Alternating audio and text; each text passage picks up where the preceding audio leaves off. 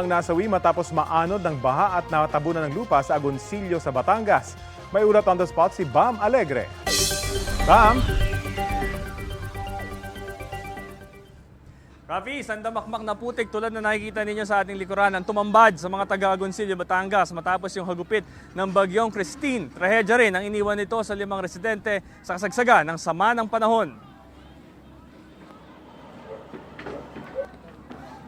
Pahirapan marating ang bayan ng Agoncillo, Batangas matapos ang pagbayo ng bagyong Christine. Sa Jokno Highway may mga pagguho ng lupa at nagkalat ang mga natumbang poste, kawad ng kuryente at maging mga puno.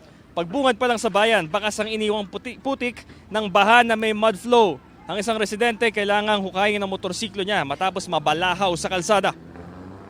Baha ang dala na malakas sa pag-ulan ng bagyong Christine pero nagulat ang mga residente sa dala nitong putik at kahoy. Napuno ng lupa ang maraming bahay. Marami ring sasakyan ang inanod at bumalagbag. Ang kombinasyong ito ang naging dahilan kung bakit may mga nasawi sa bayan. 3 sa barangay Subic Ilaya, 1 sa Subic Ibaba at 1 sa barangay Panhulan. Lahat sila inanod at natabunan ng lupa. Nangangailangan ng karagdagang equipment ang lokal na pamahalaan para mapabilis ang clearing operations ng mga kalsada sa bayan. Narito ang pahayag ng kaanak ng isa sa mga nasawi at ng Agoncillo LGU. Pahirapan po kung hindi namin pinagtulong-tulungan ng mga pinsang ko. Tinaas namin ng kahoy, dahil nakakalang ang kamay sa kahoy. Wala na. Wala nang buhay ang aking tiyuhin nung makita kong ganoon. Kaya yung pinsang ko iyak na sinakripisyo na rin kahit mahirap ko. Isinalya ng kahoy para maialis lang ang kanyang ama. Sobrang hirap kasi for the first time, yung communication line ang hirap dahil